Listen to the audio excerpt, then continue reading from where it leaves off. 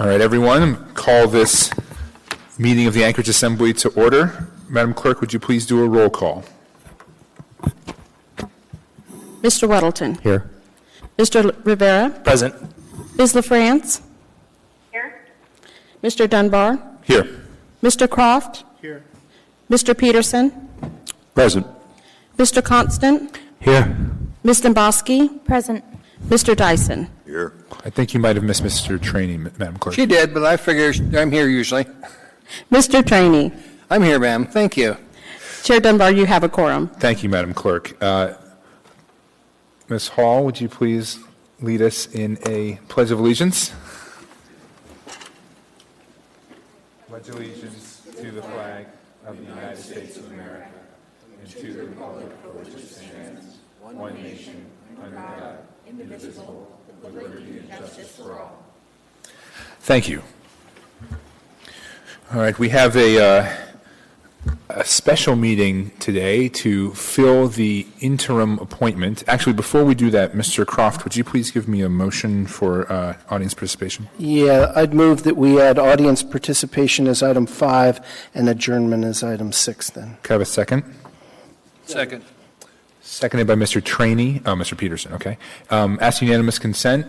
Seeing no opposition, that is approved. All right, we are now down to item 4. For the public who might be watching, we are going to have 3 minutes for each of our applicants, and then we will have, there'll be no questions. We already did questions and answers in a work session, but then we'll have discussion, and then we'll have a series of votes until someone has a majority, and that will be administered by the clerk. Mr. Trainee. Mr. Chairman, are all the applicants here? That is an interesting question. We'll call them up one by one after we've got a motion. I believe one of them is not here. David Darden. Dustin, is your brother here? Okay.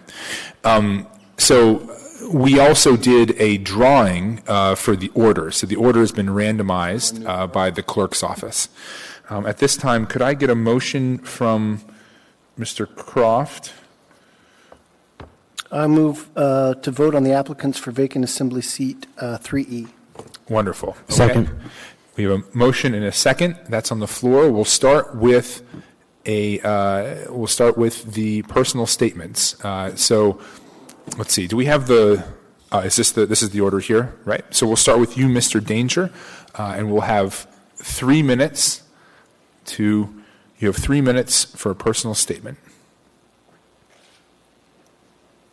Please state your name for the record. Nicholas Danger. Thank you, Mr. Chair and the Assembly. I just wanted to say that I'm interested in this position because I think you guys are doing a really good job together as a group. You've got some very tough stuff on your plate there at the table, and you're making good votes for the people in this city, and I would just like to be part of this team. Thank you, Mr. Chair. Is that all? You still have 2 minutes and 40 seconds. I'm okay. Great, Mr. I'm a Danger. short talker. Thank you. It's a skill I very much appreciate. All right. Now we are on to David Darden. Is Mr. Darden here? No. Mr. Darden? I'm not seeing Mr. Darden, so we will move on to Dustin Darden. Mr. Darden, you'll have 3 minutes. Please state your name for the record. My name is Dustin Darden. I'm a resident here of Anchorage, and I do appreciate the opportunity, and I do appreciate your willingness to serve Dunbar and the rest of the Assembly. And I would like to help our community. I really like this place, and it's a great place to live. Now, I would also very much appreciate that we put an end to water fluoridation in Anchorage. Now, water fluoridation is an act that 98% of Europe does not perform. Okay? It is imported from various countries, and it's currently being added to our water supply. every one of you have been served with documents indicating the direct results of ingesting water into your body causing lower IQ rates. Because water fluoridation is adding a neurotoxin to your body. For people that don't know, a neurotoxin is something that destroys your brain. So not only does water fluoridation decrease IQ rates in developing babies that mothers drink, but it causes any and all attributing neurological effects on the human brain. It also calcifies the pineal gland. This is completely, in my eyes, unacceptable, and I'm disgusted to pay taxes to a municipality that in turn poisons its people. It must be stopped, and we should not be spending over $55,000 on just the product to be added to our people's water supply. And I ask you all a question. Given the information that you've all been served publicly, why is it that you are not acknowledging the fact that 98% of Europe does not add fluoride to their water, and you have not taken action? You have the ability to end this. Why have you not taken action? Why has no one heard this plea to stop poisoning its people? Did you know that Putin doesn't put fluoride in his water because he knows that Nazi Germany dosed its captives, and he wants nothing to do with that kind of practice? Did you know this? Thank you, Mr. Darden. Next up, we will have Mr. Schultz. Mr. Schultz?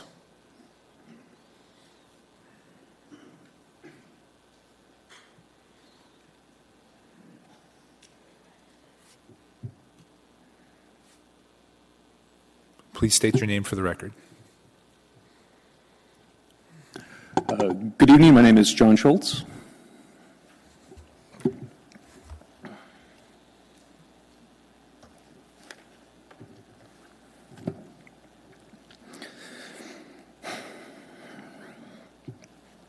The day after I submitted the application for consideration of this interim position, I was contacted by a local news entity, and they asked, why are you interested in this position? And in a short blurb, I made reference to a book that I read many years ago in Education for Our Time that inspired me in some ways. The main takeaway, the main thesis of this book was the idea of developing a new approach to civics education to develop and cultivate disinterested, virtuous civic leaders. Now, my wife mentioned to me that she's a bit concerned with the first word in that, disinterested, and that perhaps I would need to define it just to make sure that people didn't conflate that with uninterested. Disinterested in this context means not influenced by considerations of personal advantage. Synonyms include objective, impartial, and perhaps most importantly, nonpartisan. And it is the nature of this nonpartisan position via appointment that is appealing to me, and that made me think about this and why I thought I'd toss my hat in for your consideration. So who I am and what I would bring to this is going to be the first part, and then finally how I'd approach this position will be the concluding portion of my remaining 2 minutes. I was born and raised here in Anchorage, Alaska. Grew up in West Anchorage, graduated from West Anchorage High School, just had the fortune of celebrating my 20-year class reunion last weekend over in Turnagain. I can't say that I'm a lifelong Alaska resident because the furtherance of my education did take me out of state on a couple of occasions. The completion of my bachelor's degree with a degree in political science at University of Idaho, and most recently I was away in Indiana where I completed my PhD in political science. My current profession is that of the Assistant Director of Debate for the University of Alaska Anchorage Seawolf Debate Program. In addition to that, I also have a part-time position with the Anchorage School District, whereas I serve as the head coach for the West Anchorage High School Drama, Debate, and Forensics team.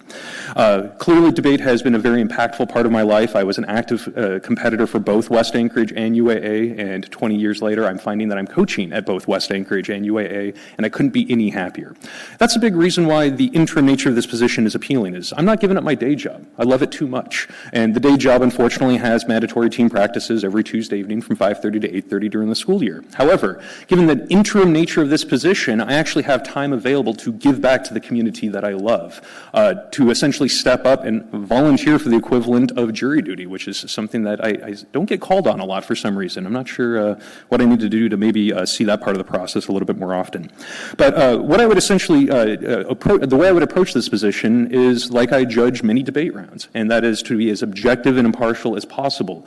Consider what the relevant issues are, identify the problems, do the research to find the evidence that's available to come up and hopefully create inventive solutions that through a process of collaboration and consensus building would result in finding creative and inventive solutions that best meet the needs of the community of Anchorage. I would not be proposing anything, as I think that would be inappropriate, but I think I would do well to represent the constituents of West Anchorage. Thank you. Thank you, Mr. Schultz. Excellent. Mr. Perman.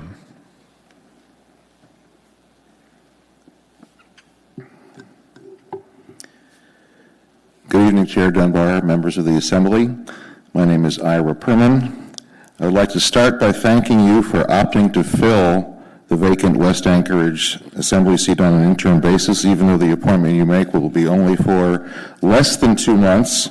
The community appreciates that you're doing this, and Spenard Turning Community Councils at their last meeting voted to a resolution encouraging you to do so, and you did.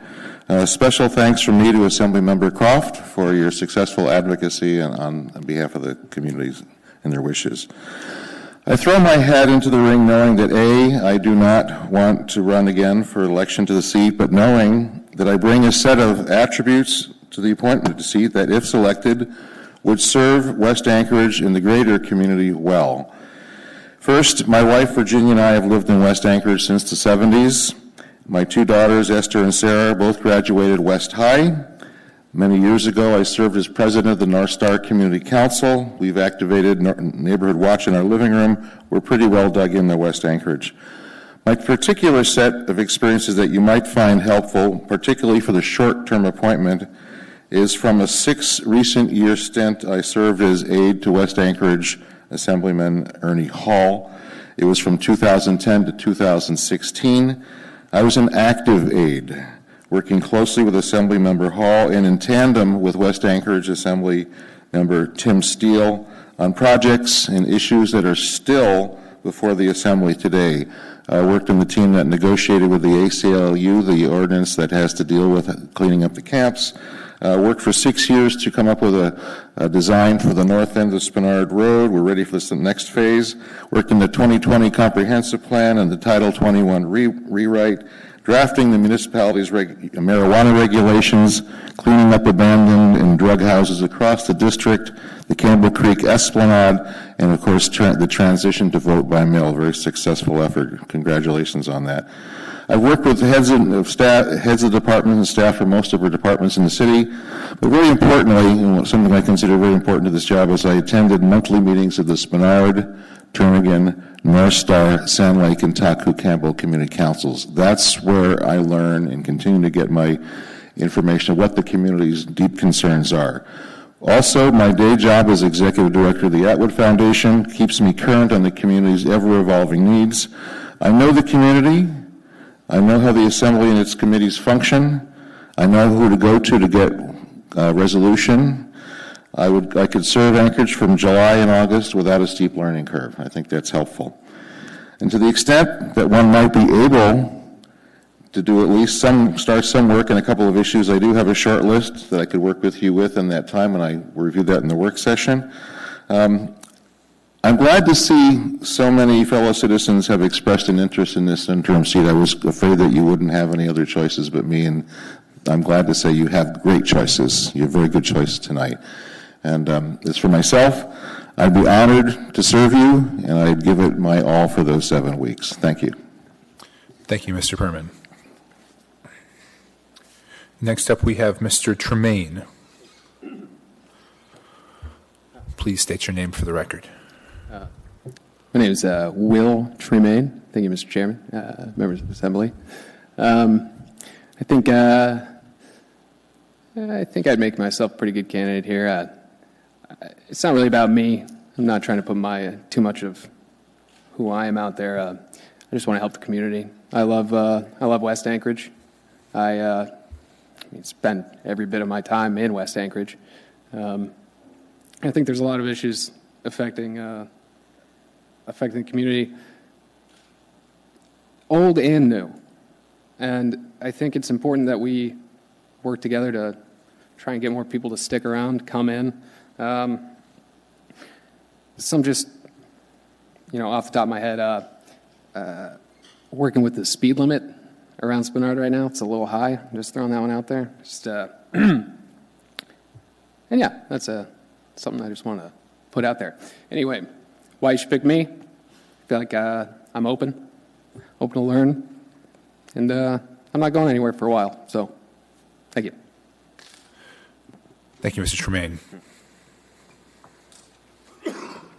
Mr. Cubits. Please state your name for the record. Yes, my name is Jim Cubits, and Mr. Dunbar, there's an old saying, if you're going to speak long, you better be very good, which is you referred to all the time, and I'm not going to do that. But I grew up in Spenard. I actually rode the '64 earthquake as a young boy and experienced a lot of things that went on in our town during that tremendous time. I went to West Anchorage High School, went to college in Oregon. I've said some of this earlier, a bachelor's degree in economics. But I worked construction and developing most of my life as a private individual. Construction company for 12 to 15 years, and then I got into commercial real estate brokerage, which I still hold my broker's license. I keep it current because it's important. I spent some time in rural Alaska, a place called King Salmon, where I had a hotel. I developed a commercial business center there, built some houses and apartments. Used to run into Fred Dyson as he was out there fishing in Bristol Bay. Had a beer or two with him at the hotel back in those days. But in 1998, I actually was called by the Alaska Railroad, as I said earlier, and was offered a job to be basically in charge of construction and real estate for the company, which I still hold that position as vice president. Community service, I'll go through this quickly. I was a founding board member of Big Brothers Big Sisters with Rick Mystrom. I was a founding board member of Neighborhood Housing Services, which is now NeighborWorks, which you, I'm sure, have heard of. I was on the board of ACVB, which is now Visit, Anchorage, Alaska Municipal League Board, Chamber, Center for the Performing Arts, Anchorage Housing Commission. I was chair of a Winter City Symposium, which Dick and Fred might remember, actually, when we brought people from China and Japan and winter cities and had an international exposition here, which was a really great experience for us. I did serve on the Anchorage Assembly from 86 to 93, was chairman in 1990.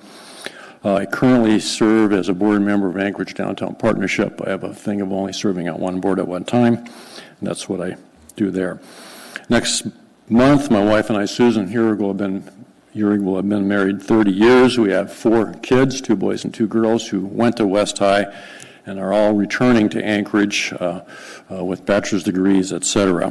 Why do I want to run for this thing? I think it's good to have some experience as an interim member of the Assembly with some history. I know the district, the Spenard upgrade on the north end is great. I was part of the development 30 years ago on the other end with Anchorage Neighborhood Housing Services, which took the road back from the state, gave it to the city, and we, through 3 funding cycles, were able to do that project in 3 phases, where we widened the streets, put sidewalks in, have a five-lane take, and rezoned into the neighborhood.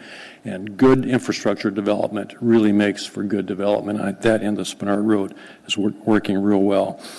I was part of the ATU sale, which is controversial, but just want to say public process is frustrating. We had weeks of public testimony on cat licensing and all, but you have to put up with that in order to hear from people. And I think there's going to be a good list of people who are running for the permanent seat. I think there's a great list for that, and I'd be happy to serve in an interim basis. Thank you. Thank you, Mr. Cubits. That concludes the personal statements from our applicants. I want to thank all of them for applying for this position and for coming to the work session we had this afternoon. I think that was very informative. Madam Clerk, can you call up the, so I can see people requesting to speak? So at this time, we're in discussion, but we're having a little bit of a technical issue here. Can we come out of the voting so that we can, but while we wait, would anyone like to speak to this? Ms. Dombowski. Thank you, Mr. Chair. I really want to say West Anchorage should be proud. I walked in tonight knowing only a couple of the applicants, and getting to know some of the others has made this decision very difficult for me. West Anchorage clearly has a very deep bench that you should be very proud of, and I want to thank each and every one of you for applying and for putting yourself out there to be questioned and queried on your philosophies and your background. Thank you very much, and good luck to all of you. Thank you, Ms. Dombowski. Mr. Trainee. Thank you, Mr. Chairman. You got the checklist in front of each assembly member. How do you want us to do this? Let's get into the dynamics and how we're going to do the voting. Sure, I was going to explain that, and the clerk will help explain that after we have finished discussion. We're not going to discuss the people, are we now, or what? This is the time to discuss before we vote. If there is any discussion, this is the time to do it. Is there any other discussion? We had a good chance to discuss it at the work session, but if there's any further discussion, this is the time to do it before we vote. Okay, here, I'm going to discuss a little bit. Mr. Chairman? Yeah, Mr. Dunbar. I just want to echo what Ms. Dombowski said. I really appreciate all of you stepping forward and going through this process. It's not an easy thing to put yourself out there like that. And even the prospect of serving on this assembly means that you are willing to put in quite a lot of hours of public service. So again, thank you. And to those who maybe aren't selected, I hope that you stay involved. Mr. Weddleton asked a very salient point about community councils, as he always does. Most of them are on break this month, but they'll come back in August or September, and I really encourage you to be involved there too. But again, thank you so much for your time, and with that, I think we are ready to begin voting. Actually, Mr. Chair, one quick comment. This is the last chance you have to take your name off the list. Actually, I don't think they can, Mr. Constant. I think that horse has left the barn. All right, with this, so this is how we're going to do it. We each have a ballot in front of us with all of the names. We are going to vote the first ballot. And you're going to sign your name. This is a process that was developed by the clerk's office. You're going to sign your name because these are public documents. The ballots will be collected by the clerk and counted, and then she will announce the results. If no one achieves a majority of the votes, we will continue voting until someone does, and we can have discussion between the votes as well. So with that, Mr. Trainee, you have a comment before? Yes, Mr. Chairman, just let the body know that these will be saved permanently. Yes. In other words, if somebody wants to file a free information request, they will be able to get the ballots to see how you voted. So keep in mind that's also an opportunity for people. That's correct. Mr. Weddleton? Why aren't these public now? They can be public if someone wants to come here. We just don't have the technology to post it. Understood. But it'll post the number. But if someone wants to come afterwards and see, they can. Okay. All right. With that, please vote your ballot and turn it into the clerk.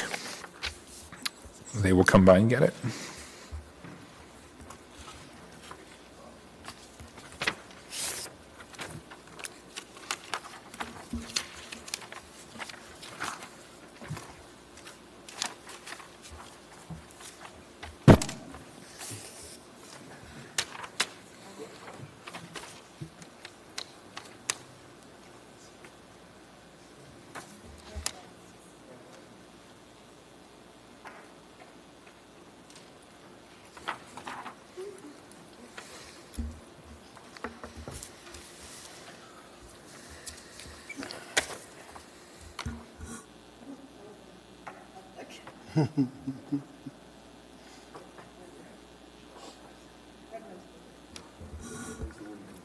Mr. Weddleton, do you have something? I guess while they're counting, I just want to make an observation on the humility of this group of people. They have special VIP reserved seatings, but none of them chose to avail themselves. That's a good point.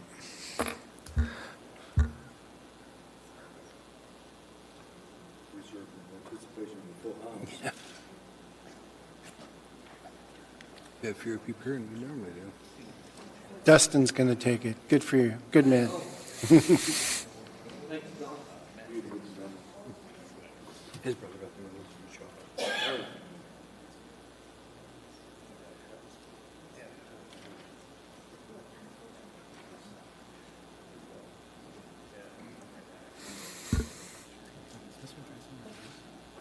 He went to get coffee, but I think he voted before he left. How are you handling Suzanne? Suzanne indicated her vote through the clerk. Good. Just wondered.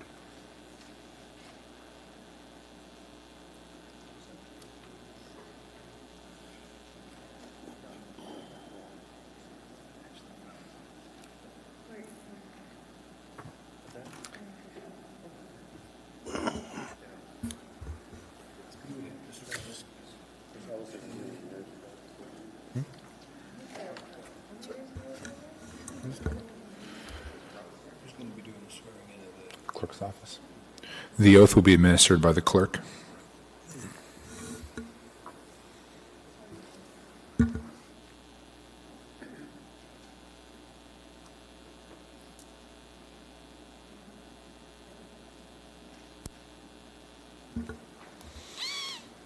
We're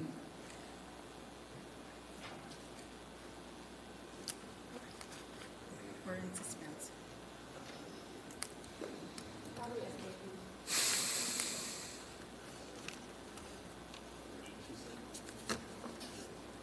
Oh, no. It happened. There you go. Wow. As a senior member of the body, I get one extra vote. Well, this was. We tried again? We're going to have to try again. So before we do so, we have the chance to discuss. Actually, we need a motion. I believe this is the one the clerk has recommended. Before you do that, I need to clear out the motion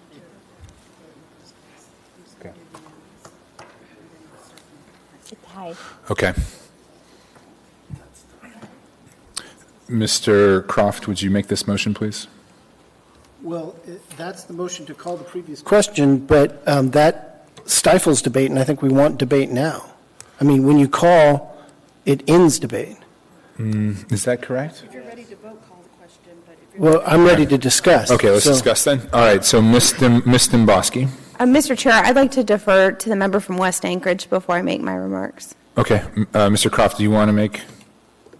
Yeah, and well, sure. If Amy wants me to, then I do. I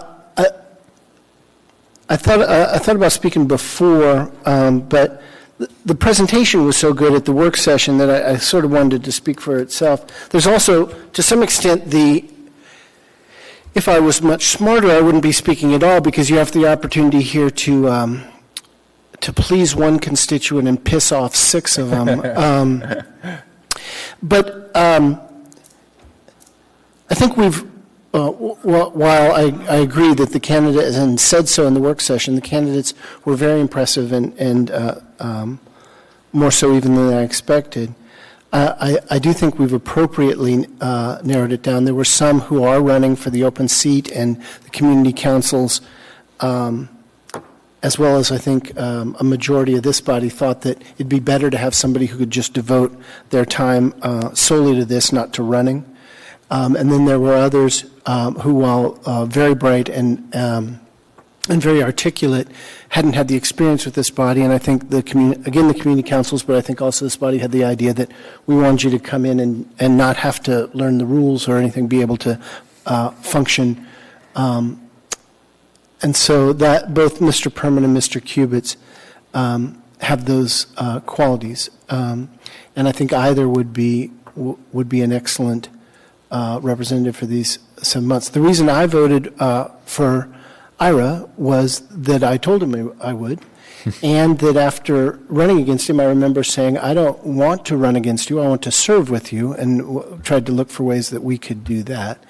And I do think.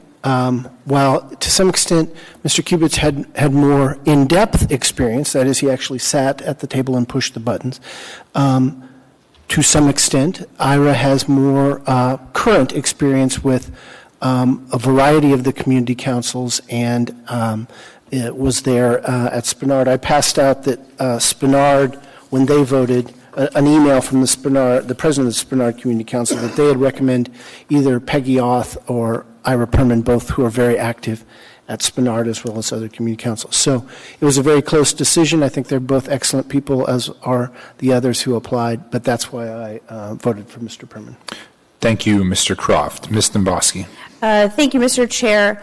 I had very similar thoughts on both of the applicants, and it was very difficult for me to decide between Mr. Kubitz and Mr. Perman. But is it appropriate? Can I ask each of the applicants a question that might help me decide if I want to stay with my original vote or if I want to switch votes? The clerk says it is appropriate. Okay. So yes. Mr. Kubitz, let's start with you, shall we? I have two questions. Question number one, in my community, land use issues seem to be the biggest issue. What value do you give to allowing for different policies in different parts of the community when it comes to issues like land use? Mm-hmm. A little more specific, please. So specifically in Title 21, we have Chapter 10 that, governs Eagle River. Girdwood has Chapter 9. And there have been issues that in a whole affect the whole community, but Chugiak Eagle River has chosen to address those issues differently.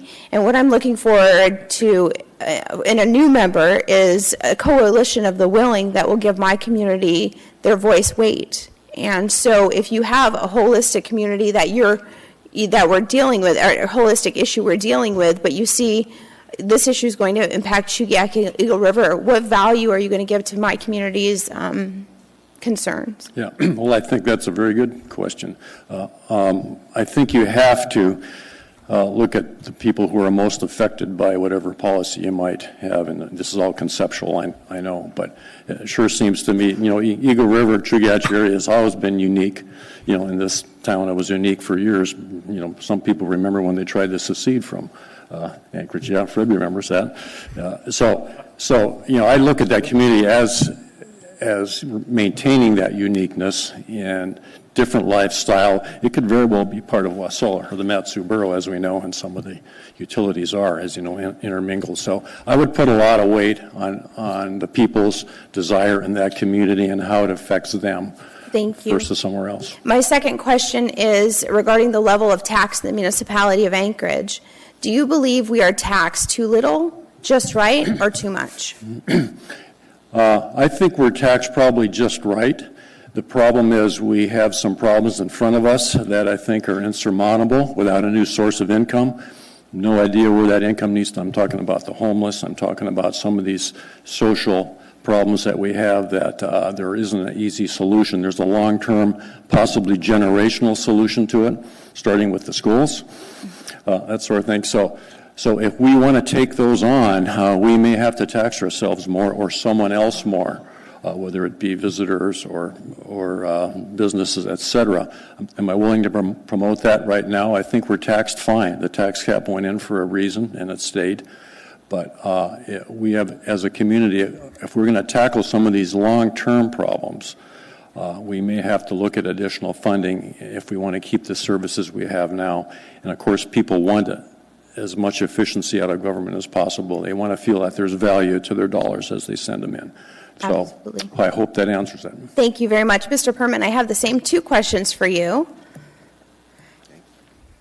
Do you need me to repeat them, or are you good? Yeah, go ahead and repeat that. The first question, what value do you put on treating different parts of our community differently, taking into consideration the uniqueness of different parts of the community, or do you think Anchorage should holistically be treated the same?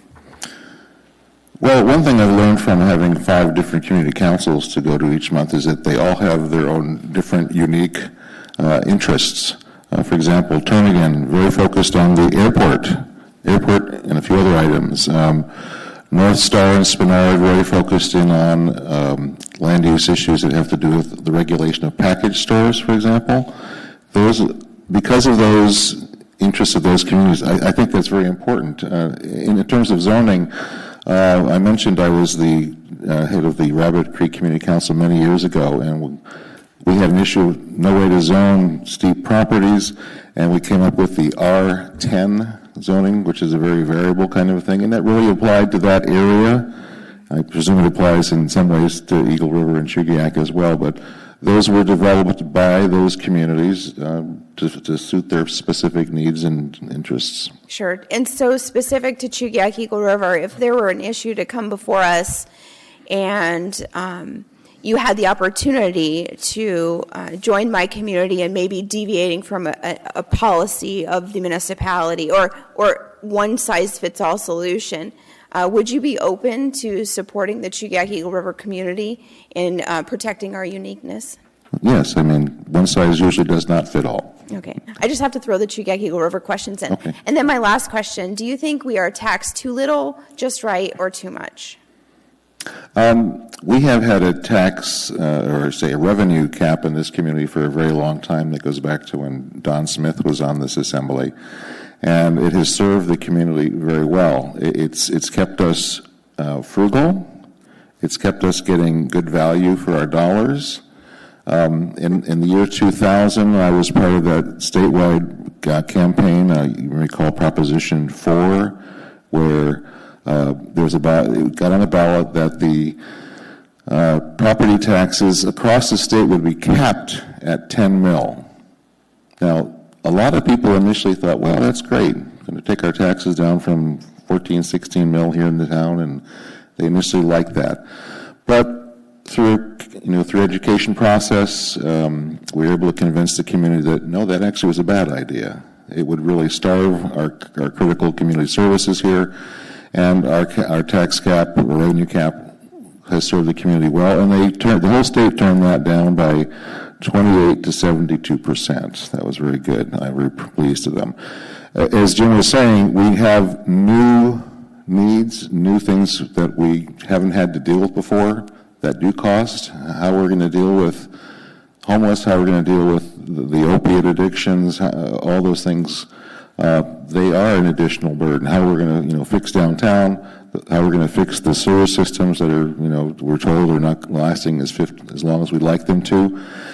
We are going to have to deal with that, and we may have to take it to the voters to find additional revenue streams. Thank you.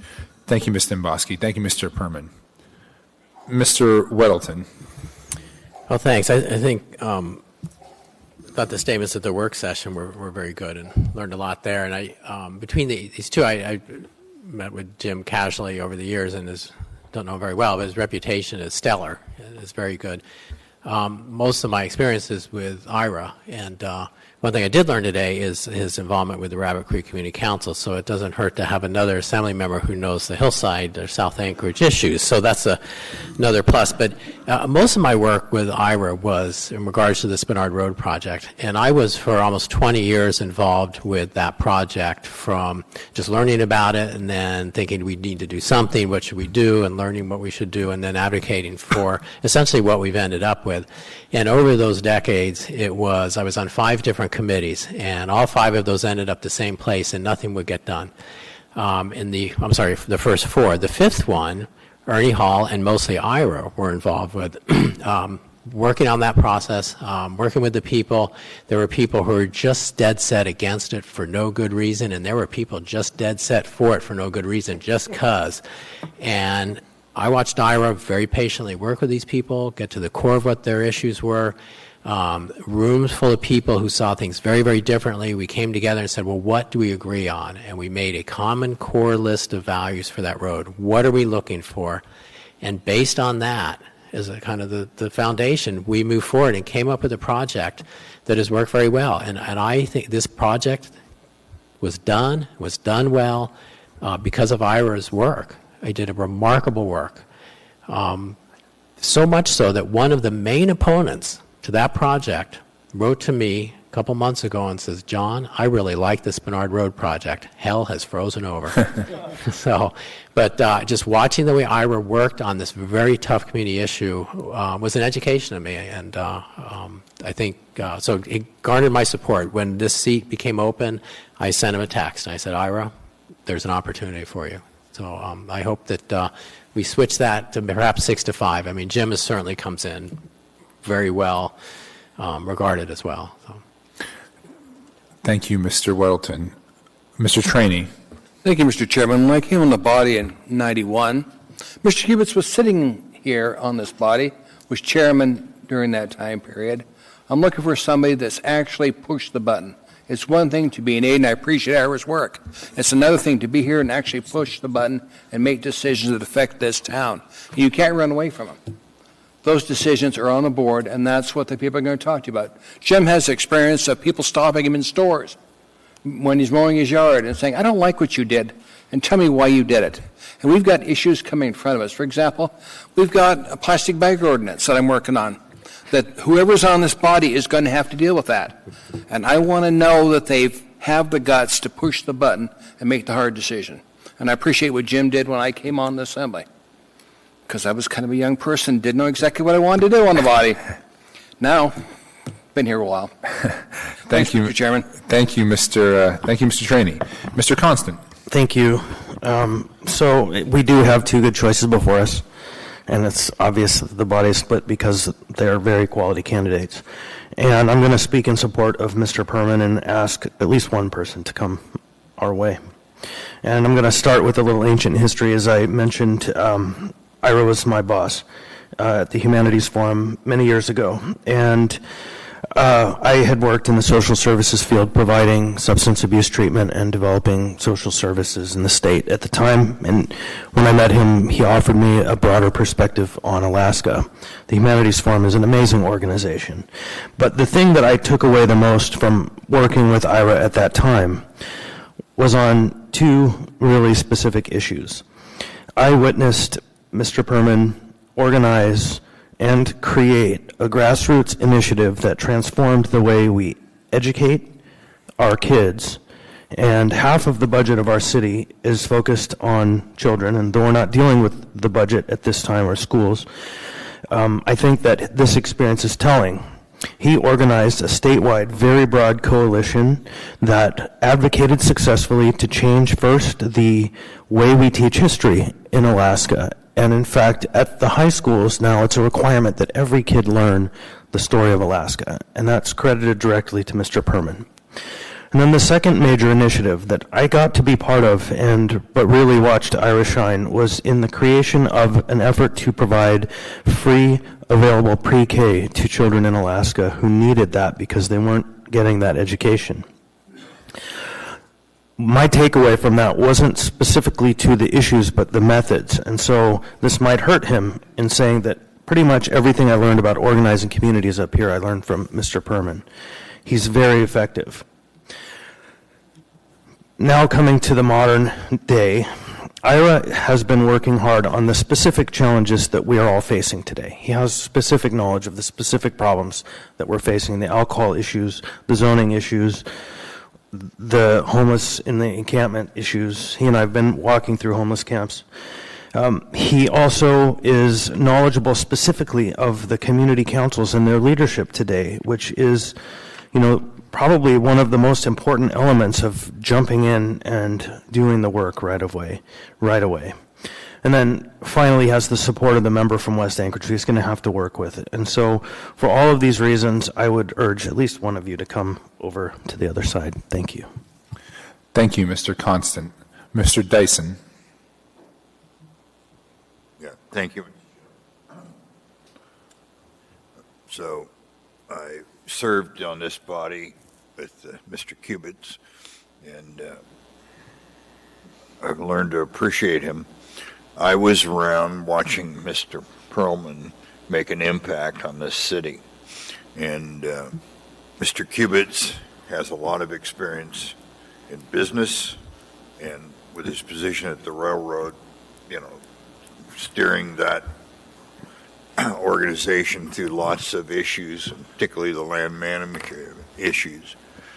So part of the genius of how a legislative body is supposed to be is we hope that we get people from a wide variety of backgrounds and professions and experience, and each one brings that separate piece of the puzzle to the table, and the aggregate is much greater, hopefully, than the sum of the parts.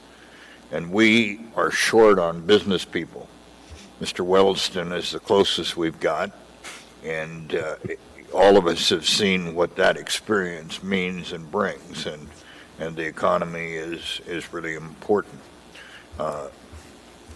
I welcome Jim's understanding of the lands issues, the business community, and a quasi-public utility that kind of the railroad is. And don't forget, we live in a railroad town.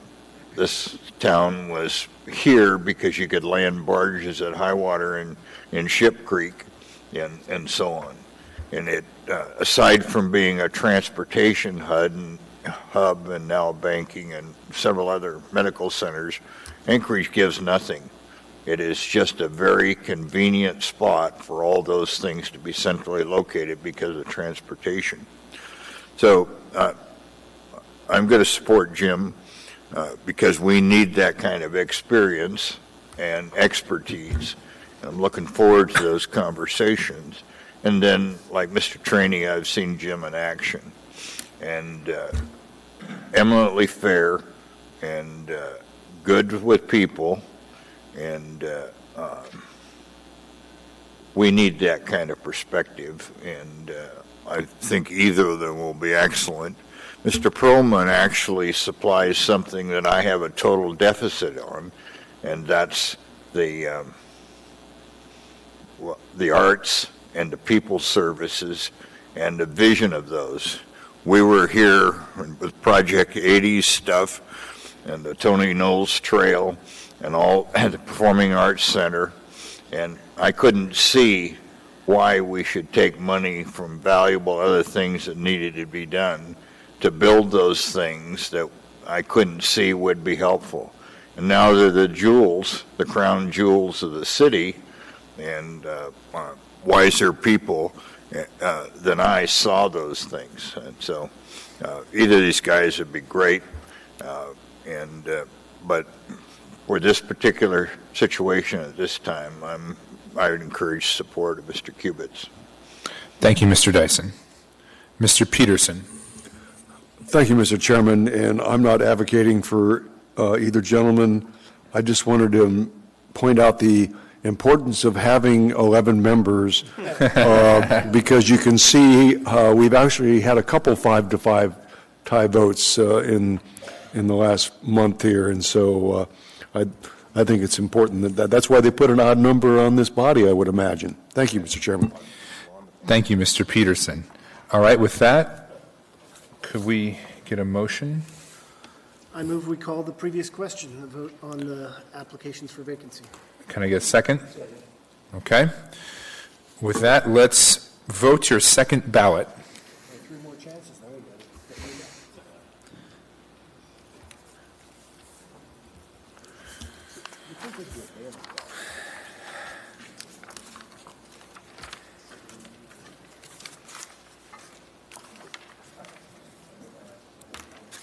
Remember to sign your ballot or it's invalid.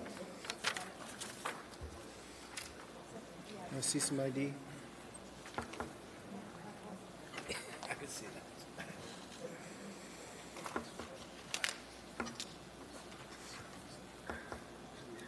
When I applied at 2,000, we could say process correction. You had to have 2 ballots to get me. Who was getting the other? A lady. She was on the summit. Because that's right, you just started with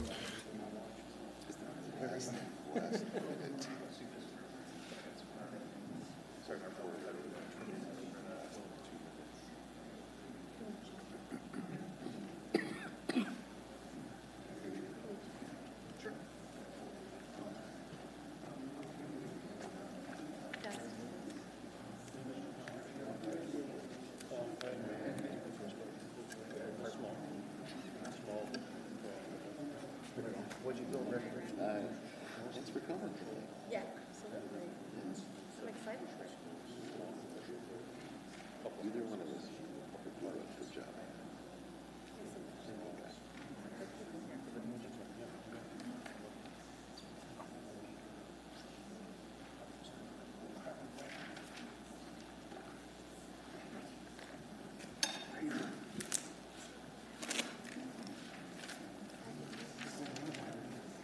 Chris, what's going to happen with zone enforcement?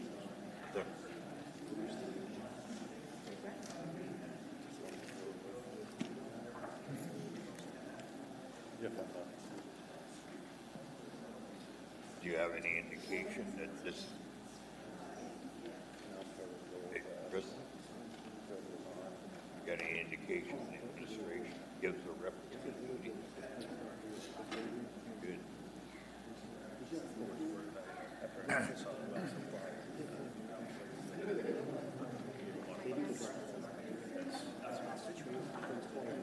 I think they do have the authority without it. So, oh, yeah.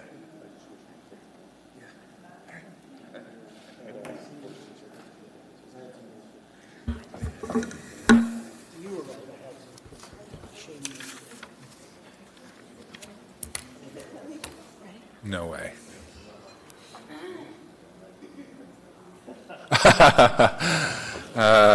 Okay. So some people switch, but they switch places. I flip a coin or arm wrestle. Oh, weren't we going to do that? We were going to flip a coin if it was 5-5. That was, we actually talked about that. It's state law. Mr. Chairman, I have done that on the hillside. Okay, Mr. Gates, Mr. Gates is in the queue. Mr. Gates. Thank you, Mr. Chair. You know, if it were an election, that's the solution to a tie, but not in an appointment process. We have code to follow. And so sorry to be the bearer of bad news. So the code says that the Assembly shall conduct no other business at any meeting until an applicant is appointed or upon passage of a motion duly made and seconded, all applicants are rejected by the Assembly. So we either need a majority to appoint to get an appointment or reject all applicants. And you can't do any other business at your meeting next Tuesday until you take care of the first. Okay. Too bad. All right, Ms. Domboski's in the queue. Ms. Domboski. Thank you, Mr. Chair. If I may, I'm really trying hard not to ask the applicants about an issue that might come before us that we haven't introduced or talked about yet. But I have one more philosophical question, if I could ask both applicants. Sure, go ahead. All right, Ira, you're up first. But one of my questions I asked you earlier was about the taxing levels. My second question is, if you're presented with a question to increase or levy a tax, would you support that? Well, how should I say this? Would you have any parameters in which you would support that or not support that? I'm trying to not get you to. I'm trying to not put you in a position where you have to commit to me. Okay. But I'm trying to ask you your philosophical standpoint. If a new tax were to come before you, it doesn't matter what kind of tax, whether it was a sales tax, excise tax, whatever kind of tax, how would you evaluate that? And how would you look at that question? Well, I'd certainly start with some numbers. You know, I'd take a look at what our budget is and what the need is and what our other options are. And I would imagine any kind of a assembly vote like that is going to be preceded by a lot of community conversation, as it should be. Because that's a big change. You're going from a situation where you're going from a long-established revenue cap, which has kept this town fiscally solid, in my opinion, to something where you're cracking open a door to something different. And to follow up on that, would you place any requirement? Different types of taxes do require a vote of the people and some do not. In your personal perspective, do you believe that all new taxes of the municipality should go before the voters?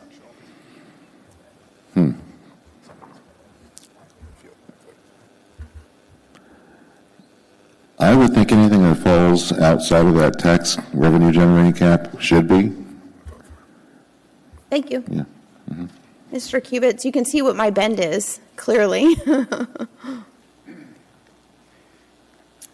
Yeah, but I'm searching the memory on the tax cap. I know it can go up based on building permits and excess value and blah, blah, blah, a couple Yeah. different things. I can't remember exactly what they all are now, but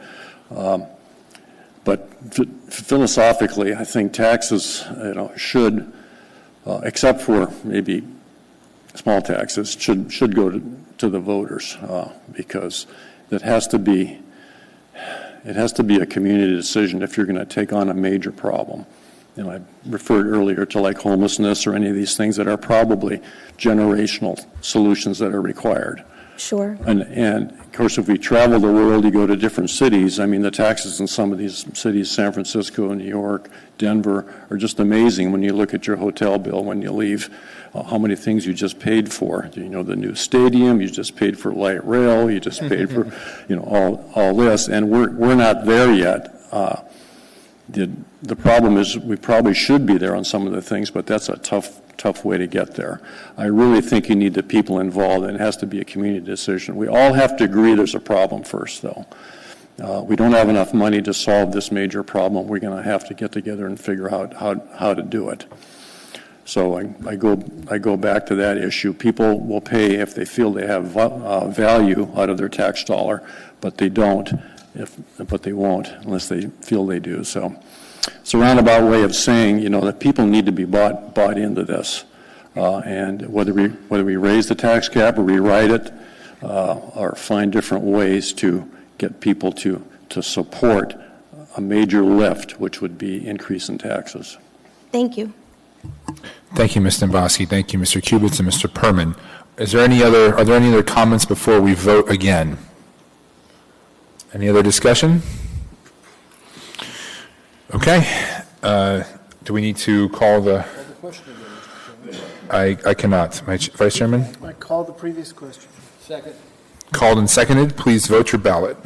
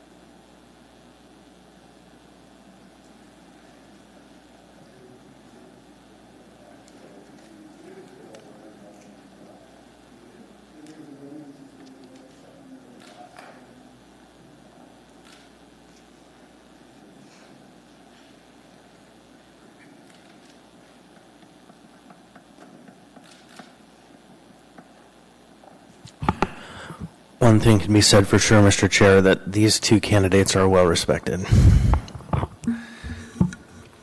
Or equally loathed.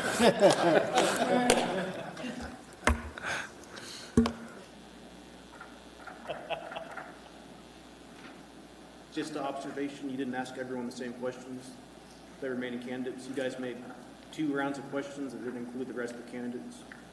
Just an observation.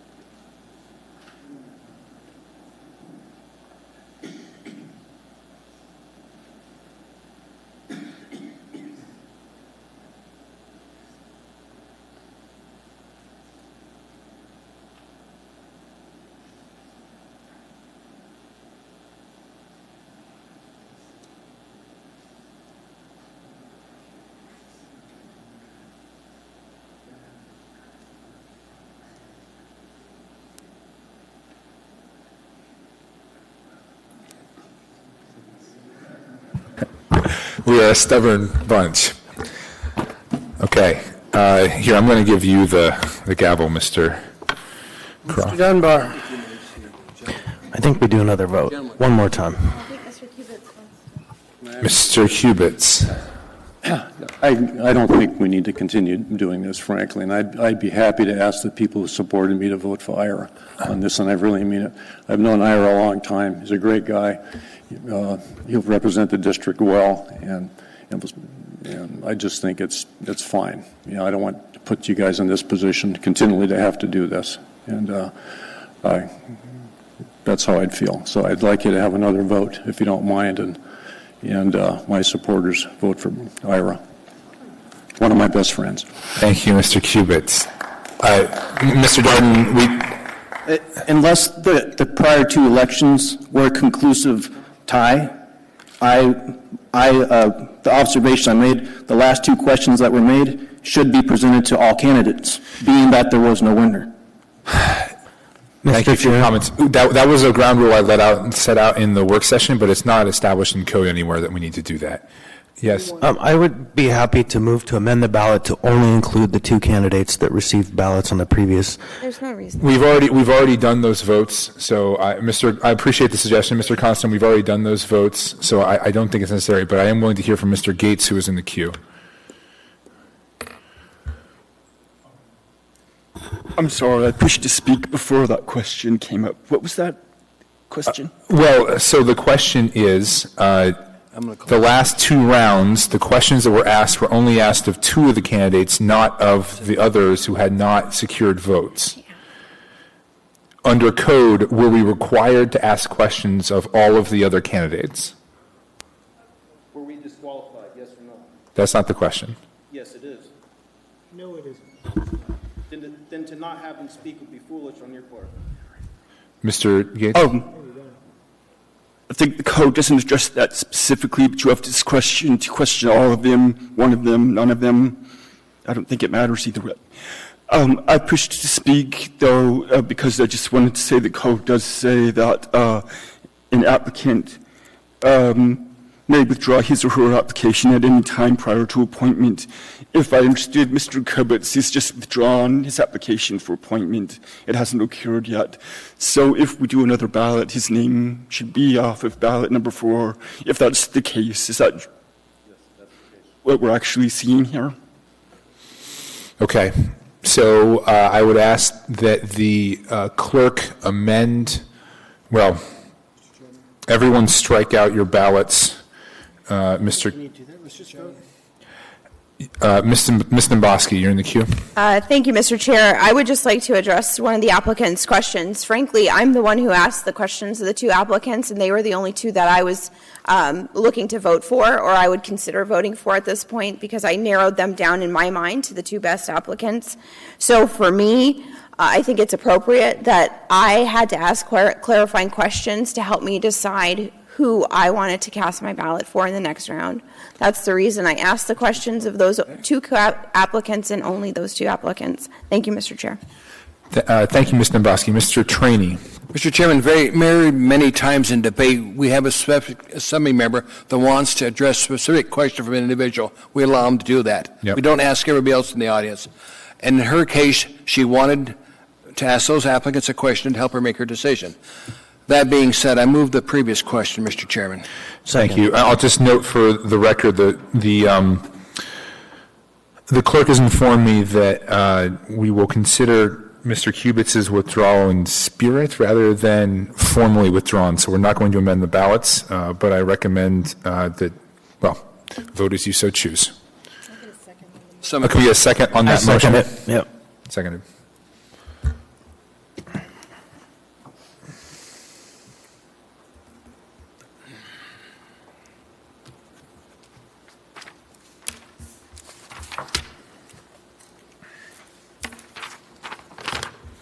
Done.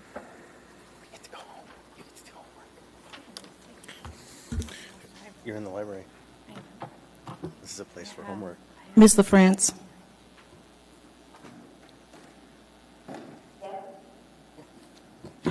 Could you text me your vote, please?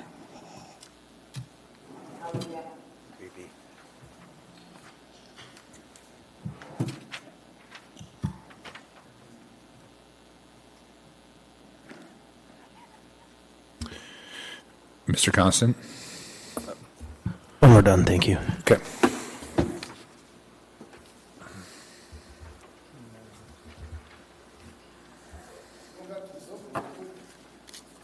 Oh, hey, David.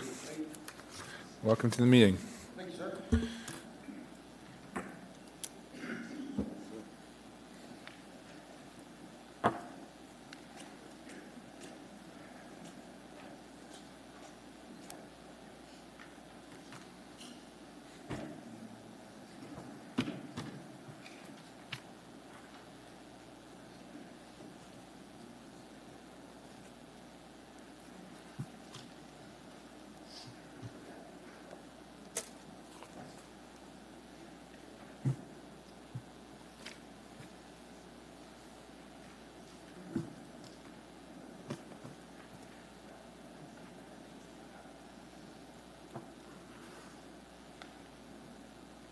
It won't be tied this time.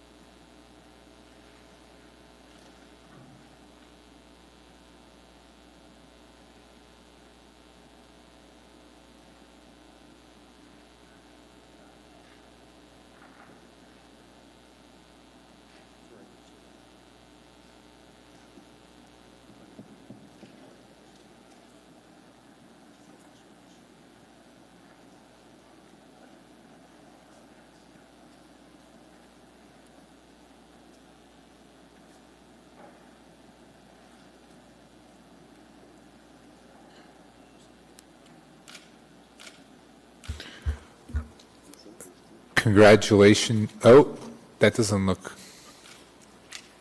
What? 9 to 1. Oh, I'm sorry. For some reason, I'm. All right. Well, congratulations to Mr. Perman. For Mr. Constant.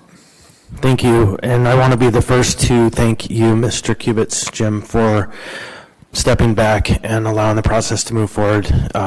Statesmanlike and worthy of accolade. Thank you. At this time, could I have a motion to accept the ballot results? I move we accept the ballot results. Second. Any discussion on this? Seeing no opposition, that is approved unanimously. And we will now, the clerk will now administer the oath of office. There will be a time for audience participation afterwards, Mr. Darden. After Ira is sworn.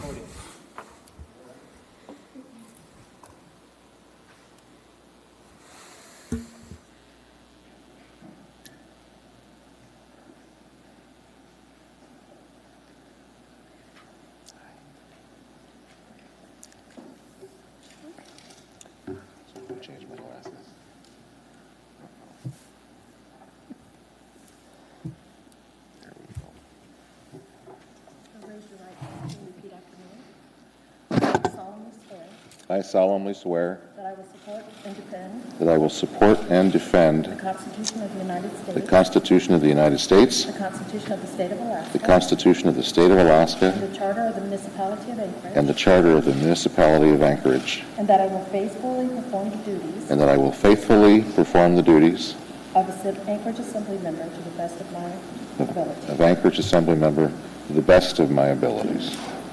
Congratulations. Thank you.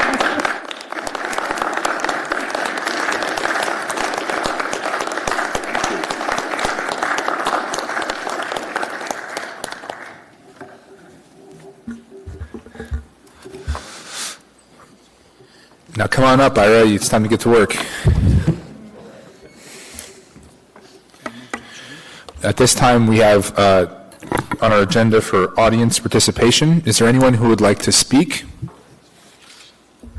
Mr. Darden, please.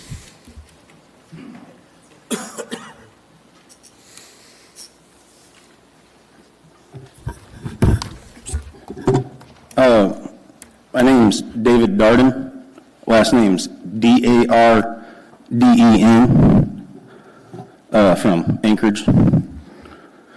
I had applied for this interim assembly position, and in the email I received from Amy R. Solberg with the Muni Clerk's Office, I believe, elections coordinator, it informed me that this meeting, Tuesday, July 10th, would take place from 5 p.m. to 7 p.m.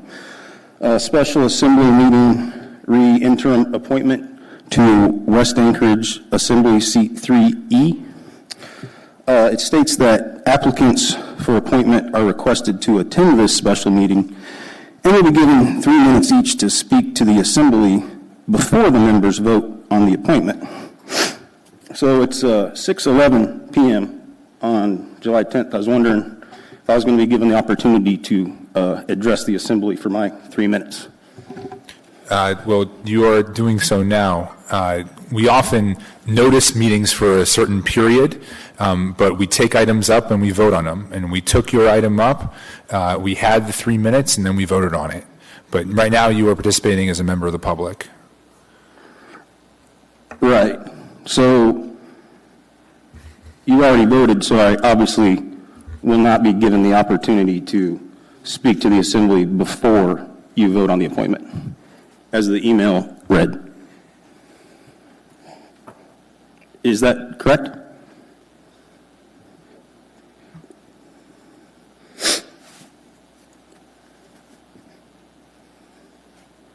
You still have 1 minute, 10 seconds. Oh, I had asked a question. I was confused. So you're saying in my 3 minutes I have approximately 1 minute left? You have 55 seconds.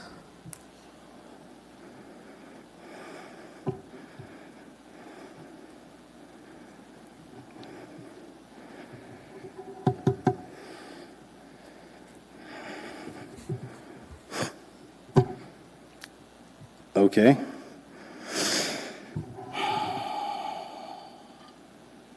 I guess as a member of the public, I'm surprised that the Anchorage Assembly was able to get through this process and vote so quickly, as at previous Assembly meetings I've attended, it took quite a bit more time.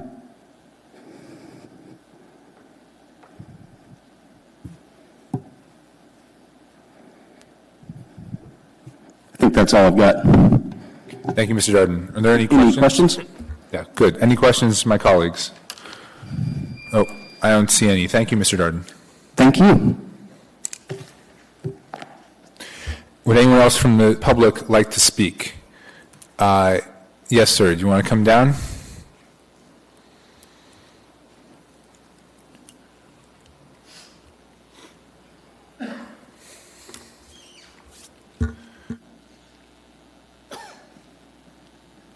Please state your name, spell for the record, say where you're from.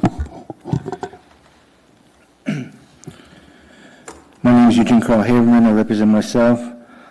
I live in the mountains of Nevada. I follow the public process. The public process done appropriate decision made by the governing body is more like the public interest. Where do I begin? But I'm going to speak on something on this topic, by the way, but I didn't expect to say these words. But as you know, I attend a lot of election reviews from Anchorage over the years and so forth, attended interviews of candidates and so forth. Now, you're going to have a special election on the replacement of that resignation that occurred. The voters will vote and who they decide. My concern here tonight is, wouldn't it have been fairer that you did not select someone to take the seat and allow the voters to vote, because you were elected by a different constituency, each one of you, except for the one that just got taken the office. And the special election was not too long away. Is it doing more harm that the constituents that represent that district did not have a chance to vote and have someone else in the seat. With all due respect, I'm not criticizing the one you selected, okay? In all fairness, there were very good candidates there, and I know a few of them. But I look at one key thing. The voters elect people. And what happened tonight is the voters did not elect, you appointed.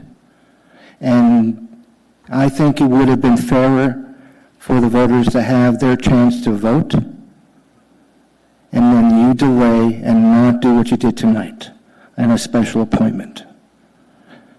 I realize that these concerns of leaving the seat open and the time frame and the issues that come up, it doesn't stop, and decisions have to be made. But the fact remains is the voters for the constituents did not elect the party here tonight, whoever the party was going to be. You appointed the person. So in all fairness, the best thing you could have done, especially with the knowledge that the special election is all set to go, it's only in the near future, to have refrained from this scenario that happened tonight and this process in this chapter, and just allow the voters to vote for themselves. Isn't that what an election's all about? The voters speak and not have you speak. And I think that's all I have to say, except to remind you of the separate state law in closing that allow for the reasonable opportunity of the public to be heard. But what happens is, including the certifications of elections, is you certify the people, the elections, and then you allow the people to speak at these meetings, and that's backwards. And that happened tonight today. Although I credit, in just closing, 2 assembly members tonight for the 3 o'clock and the 5 o'clock meetings, changing the agenda to allow for public comment, and I credit you on that. Thank you very much. Thank you, sir. Would anyone else like to speak? Dustin Darden, D-A-R-D-E-N. Congratulations, Ira. It was good talking with you in previous elections cycles. You do a good barbecue. And I do still maintain my position, as I spoke earlier, that we do something that we can all agree on, which would probably be build a simple zip line. We don't have to go across the inlet, but I'm thinking maybe something through, say, around Flat Top. We put a line up, we put a tower up, and just, we get the tourists off the boats and we keep them in town for a little while. They can buy some hot dogs, buy some souvenirs, buy some art. But something we can really get on one page. I think we could do this, just get some heavy-duty cable, start it, you don't got to go all the way to the top, but just make a city zip line, just an idea, and then we can tackle fluoride later.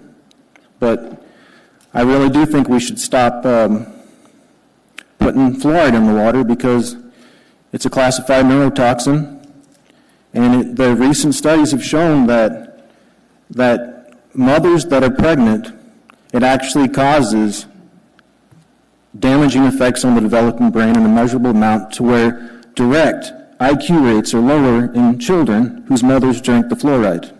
Did you know they were actually putting that stuff in our water? And we spent over $55,000 on it in 2017? And we keep on buying this truckloads of this stuff and we dump it in the water supply? I know you guys have heard me say this a million times, but why does 98% of Europe not do it? You ever wonder that? Do you think that maybe it might be a good year to stop putting fluoride in the drinking water and build a zip line? Or both? Isn't it about time we do something that's tangible and meaningful? So I think I get 98% of you guys on the zip line, but I don't know what's going on with this fluoride thing, And I thought it would have been nice if I could have spoke, because Tim picked up a vote. Was Tim still here? Tim picked up a vote, and he didn't get to speak on the two things. Maybe if you give me, some time to talk about taxes, I'd tell you what I think about taxes. Maybe we could tune up the next special election a little bit. But the guy who just spoke before about public testimony, that guy's solid. The public being able to participate It's state law, you know, and it gets right in there at their First Amendment to the Constitution. So as long as we hold on to it, well, there's the time. Thank you, Mr. Arden. Thank you. Would anyone else like to speak tonight? Not seeing anyone. Can I get a motion to adjourn? Move to adjourn. We are adjourned.